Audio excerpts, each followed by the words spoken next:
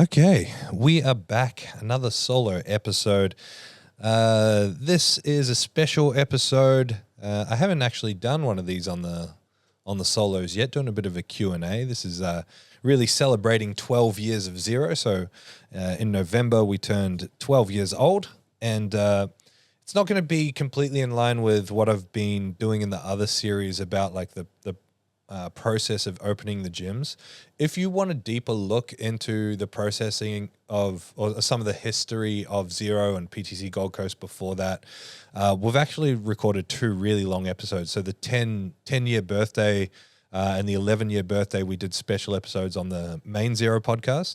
So go back and check them out if you want a little bit more insight. If there's enough demand, I mean, I'm happy to tell the story over and over and over. But recapping 12 years in 20 minutes is a little bit tricky. So this episode is more some of the questions that you guys had. I put a Q&A out on my Instagram, and a bunch of you sent in some really good questions. So I'd like to dive into them and speak to some of them. So if you're watching, excuse me while I fiddle on my phone and look at some of these questions. So first one I'm going to do is Team JDSC, Josh Dawson, the man, the myth, the legend. Josh Dawson asks, given the chance to start again, what would you change? There's actually more to that question. It's just my screenshots of the Instagram questions are cut off. But what would you change? A very common question I get around this stuff. And I mean, just a common life question. Like, if you could do it again, what would you do differently? The cliche answer is actually the truest answer, which is at the point that we are at now, looking back, I needed all those lessons along the way to be able to create what we've created now. Like, I mean, hindsight is great. If I could go back and change things, I mean, honestly, you know, there probably are things that you'd do differently.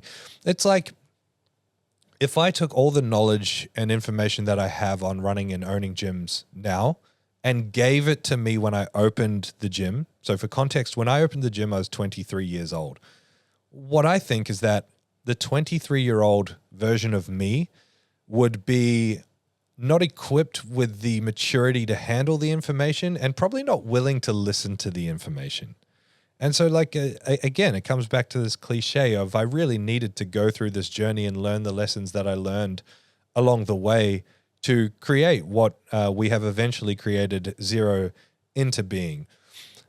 If, you know, gun to the head, I had to say some things, I would say getting the messaging and the marketing right from much earlier than I did would be the biggest thing that I changed. For a long time, my goal was to try and, I mean, the entire time my goal has been to try and grow powerlifting, right? And I was trying to fill my gym with powerlifters because as a 23-year-old who lived and breathed powerlifting, all I cared about is getting more powerlifters.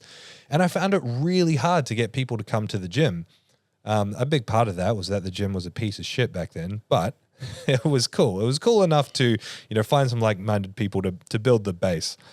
But, you know, I was trying to reach powerlifters on the Gold Coast. It took me 2 years to realize, wait a minute, all the powerlifters on the Gold Coast train at my gym. You know, like when I opened, there were no powerlifting gyms on the Gold Coast besides a small club called Gold Coast Barbell. And within a couple of years, Ben Polk, who owned that, decided to shut up shop and focus on his studies and other things in his life. And so we didn't have any other powerlifting competition, I guess you could call it. And so I was saying, all powerlifters, come to me, come to me, come to me. All the powerlifters were already here. What I needed to work out was that in order to grow powerlifting, you have to find people at an earlier stage in their strength training journey that are powerlifters without realizing that they're powerlifters. They're invested in squat, bench, and deadlift. They're doing that at their commercial gym. They don't like the vibe of commercial gyms because no one's as serious as them, and so on and so forth. I wish I had learned that earlier. I wish I had spent as much time obsessing over the intricacies of technique and programming and the skill of powerlifting coaching.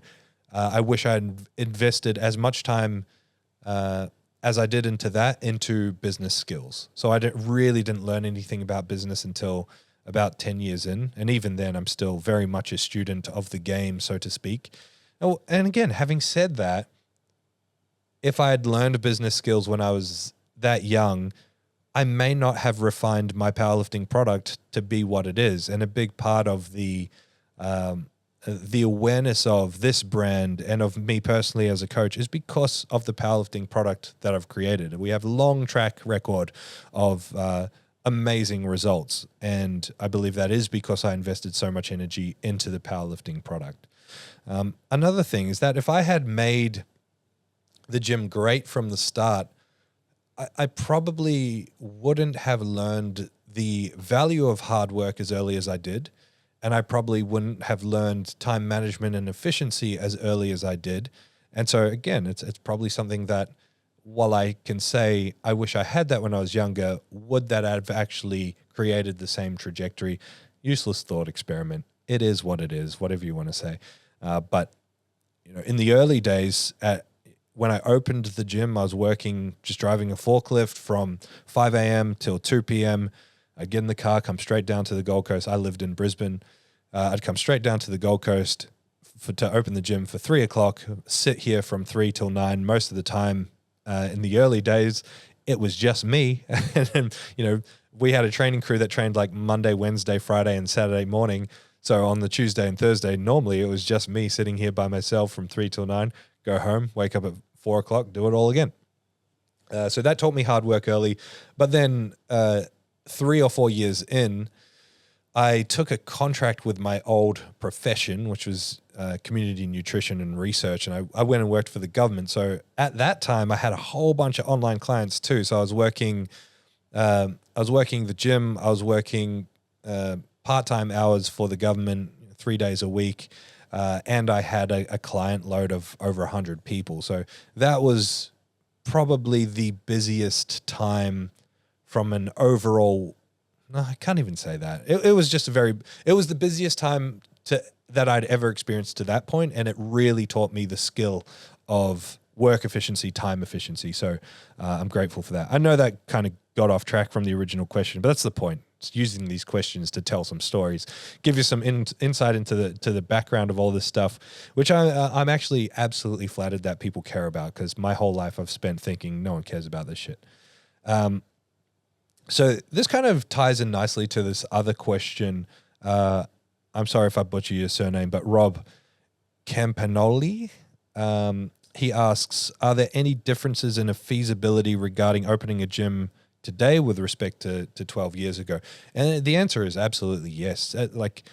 I often think that if I were to open the way that I opened today, as I did 12 years ago, I would fail within a few months. Like I would completely flop. Or what I would say is that when I opened the gym, I was working my day job for a year before I was able to quit and have the gym as like the primary income source.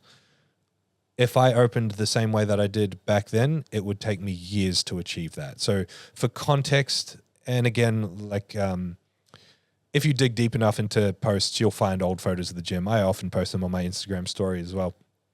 But the gym in an inception had a bunch of plates that I had at home, a couple of power racks. We were a 200 square meter facility, and I had 16 meters of rubber flooring. So it was just bare concrete.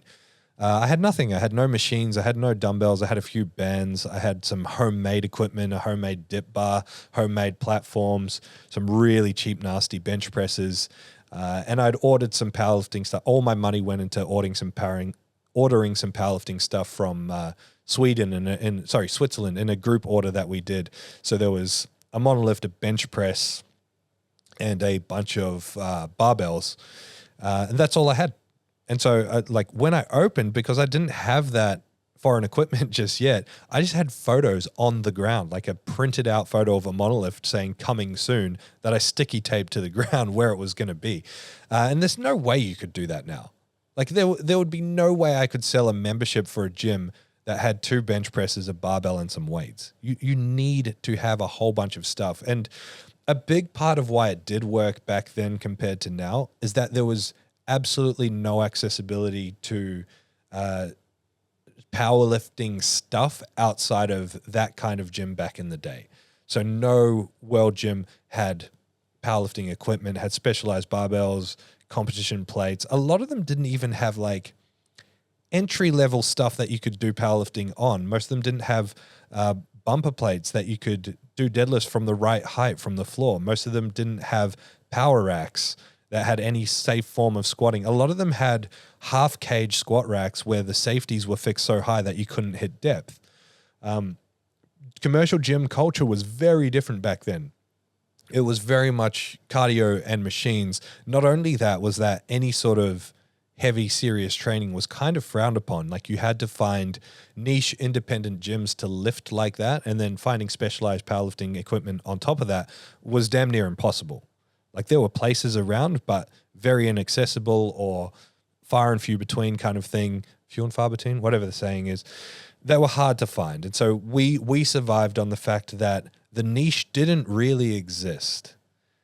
So I was able to attract some like-minded people through forums who were interested in powerlifting and couldn't access any form of powerlifting stuff. Definitely had a little bit of help in the sense that, so when I opened the gym, it wasn't Zero. It was called PTC Gold Coast. And back then, PTC was the name in powerlifting. There were very few powerlifting gyms around, and the ones that were sort of blowing up at the time were PTC gyms. PTC still exists, so PTC, Pro Raw are kind of synonymous. Marcus created PTC. And it wasn't a franchise. It was very much a handshake agreement, a brotherhood of a shared name, a family of a shared name, I guess you could call it. So it cost very little money to agree to become a PTC. It did cost some money, but very little. And there was value in that in the sense that it came with a free power rack, an included power rack in that price. And really you were buying the hype of the name. People were starting to recognize PTC in the powerlifting world. So if you were looking for powerlifting, you often found PTC. And if you found PTC and you're on the Gold Coast, you found PTC Gold Coast. So that was beneficial, but absolutely not. It's a completely different game these days. And I mean, even there are plenty of powerlifting gyms that start out in a nice facility with all the flooring and a couple of machines and a couple of bits of powerlifting kit. And even they struggle really hard these days because you almost have to build a commercial gym that's catered to powerlifting if you want to be making any sort of real reasonable income. If you've got a niche gym that is powerlifting focused, I'm not saying you can't make money out of it, but a lot of the gyms that are doing, or a lot of the gym owners that are doing well out of tiny powerlifting gyms that don't really have the full swag of equipment are either just getting by, are completely solo operations, or are heavily subsidized by online coaching or outsourced coaching like that. And that was me for a long time. Once the gym was on its feet and had a membership base and looked a bit better, had a bit more equipment, really my growth business-wise was funded by online coaching and then eventually coach development, because the membership base was small for a long time. Like, up until we started expanding, well, really up until we moved here in 2018, the membership base very rarely got across 70 people. Normally hovered between 55 and 70 people. And so it wasn't until post 2019, 18, 19, where I really started to invest in myself in terms of business knowledge, marketing knowledge, that we started to cross that line and actually get better and better at this business stuff and get more lifters. Get more lifters, get more members. All right. There's quite a few questions here around color. Like the Great Phenolic, Big Ryan says, where did the idea of every color come from? A different color for every gym. Who else asked that? Reevesy Boy asked around color. I'm sure there was another one. Yeah. Jacob Funstein asked what made you choose a different color scheme. Really, you have to remember, my goal has never been to have more than one gym. And when I had 2 gyms, my goal was never to have more than 2 gyms. And when I had 3, the goal was never to have 4. Really, it wasn't until probably Brisbane, which was the 4th gym, where I thought, I'm a gym guy now. Like, I'm opening gyms. That's kind of my next step in my career. 1, 2, and 3, I honestly thought, okay, that's enough. There's no way we're doing another one. And so the color thing was just like, well, Daniel came along into my life, and eventually he opened Southside with Rochelle up there in Macrovat in Brisbane. And it could have been a blue one, but it's like, well, it would be cool to tell them apart. Like when you're looking at social media and you're pumping it, it would be cool to be like, okay, well, that is clearly that gym and this is clearly this gym. That's where the different colors came from. It's like, yeah, cool. It would be cool to have a different color. But then I opened a third one. I'm like, I need a different color. Then the fourth one, I'm like, different color. And it's just kind of kept going. So how sustainable is it? Well, I don't know. We're at 10 gyms now. 8 gyms are live and 10 gyms are bubbling. And 2 more gyms are bubbling away in the background. At some point, we're going to run out of colors, I think. So it was really just a bit of fun to tell the gyms apart when, you remember the purple gym, the blue gym, the red gym. If you don't remember the names, at least you remember the colors. So I like it. Well, I think we're going to keep doing that. Keep changing colors. But that's where it comes from originally. Okay. Ashton Riddle says, for 12 years, how have you managed doing the boring work, putting out fires all the time and dealing with terrible people problems while still maintaining long-term enthusiasm and experiencing such large growth relative to others? Great question. So, everyone says love what you do and you'll never work a day in your life. I often spin that on its head and say, no, love what you do and you'll work your fucking ass off to make ends meet no matter what and to grow and to be better and so on. Like, love really drives the ability to work even harder than ever.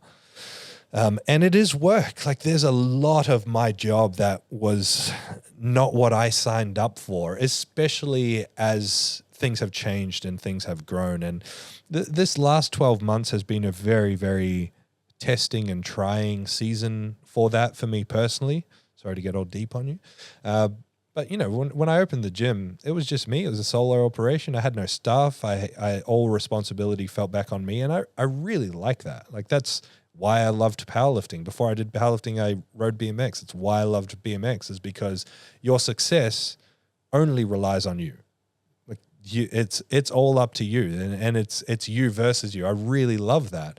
The nature of growth is that if you want to go fast, you'll go alone. If you want to go far, you'll go together. That kind of mantra. And so the growth has brought with it a complete change in my original roles, and I got into this and I found my passion in coaching and teaching and helping, and it's taken a lot of internal dialogue for me to remember that my primary goal in life is to help other people. And although I've lost some capacity to do that through what my passion has been for the last decade, I'm able to do it on a much larger scale in the current format. It's just different. Before I was helping people from a one-on-one or community standpoint in a small community, in a small gym, coaching people. Then it became I was helping people by putting out more and more information and growing as a coach online. I was helping people all over the place. Then I was helping people learn and become better coaches through coach development. Then I was helping more and more people by expanding the gym and having a larger gym membership and having now 2 gyms when Southside came along. Now I look at it very much as all of that. Like, my ultimate goal is growing powerlifting, helping people find their passion, their love, their third place through the sport of powerlifting. And I get to help people in numerous ways now. I help people build businesses with my business partners. I help people have careers with my staff. I help people find the love of strength training through these gyms, find the love of powerlifting and through the work I do alongside federations and yada, yada, yada. So there's been a huge change in that. And I think to answer the question, how is there motivation to keep doing it? It's remembering what the passion was in the first place. It's understanding that no matter what you do, if you're passionate about it, there's going to be aspects of work that are boring, that are things that you don't want to do. The hard part of expansion is delegation and being willing to let go and delegate some things and lose ownership, but realizing that you are not automatically the best at everything, and you need to outsource certain aspects of your job to other people, certain aspects of your life to other people if you want to facilitate growth and help more people. So it's definitely been a journey. It's interesting as well. You mentioned putting out fires all the time and dealing with the terrible people problems. That's a really kind of negative frame on this, because that exists. I do put out fires a lot, and I do deal with negative people problems.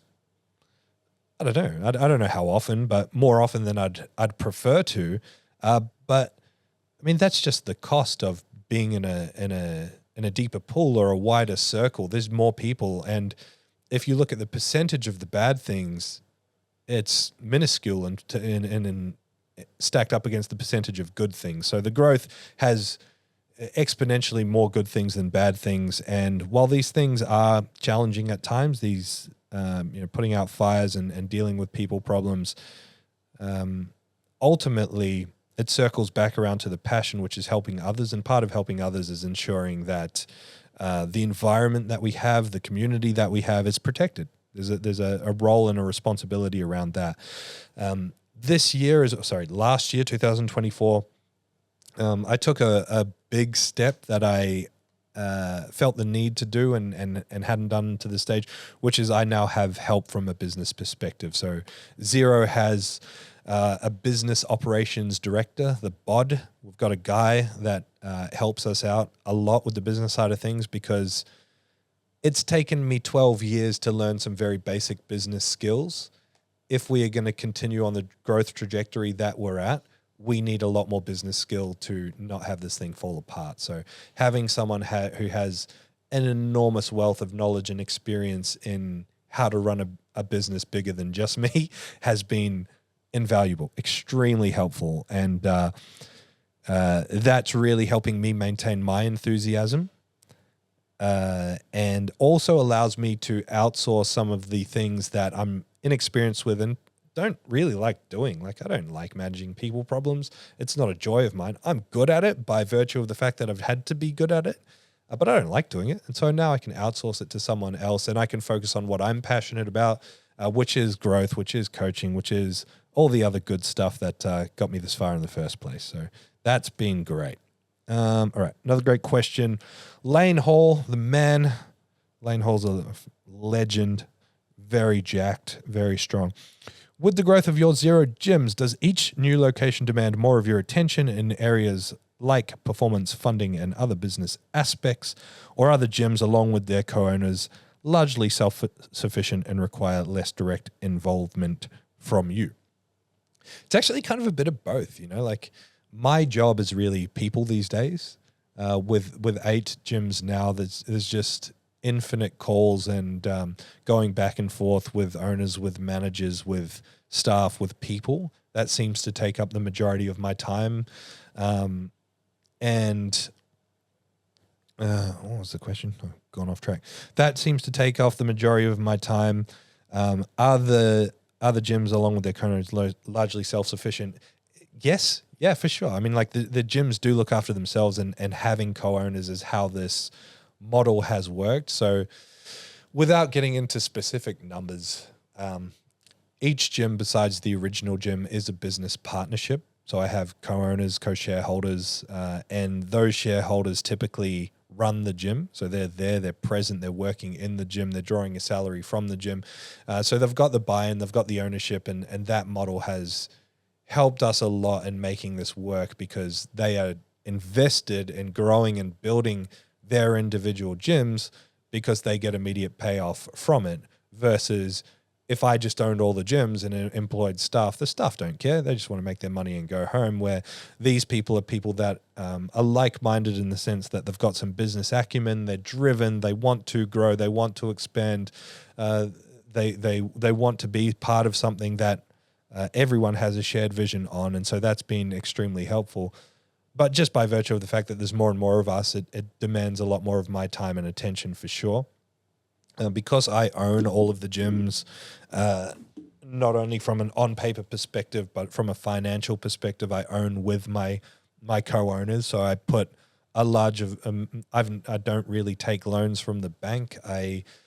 Any cent that I make out of my gym, out of my business, I put into opening these other gyms.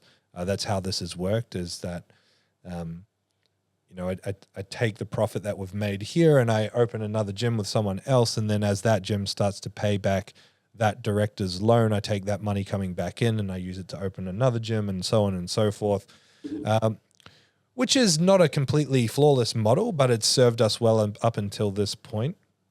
That's how the gyms have grown and expanded. It's just the fact that I don't really spend any money on anything in my life. I have very few things that I want or desire that cost money. Where my money goes is mainly just like I like eating out and I like traveling. And honestly, most of the times that I have to eat out or travel are business expenses anyway. So my life is pretty cheap and easy. I'm very easily satisfied.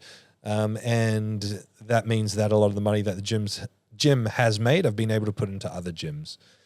So yeah, it has demanded some financial attention, and we had some hideous problems with New Zealand, if you listen to that podcast. So money is worse than ever, which is great. But 2025, we're going to turn that around.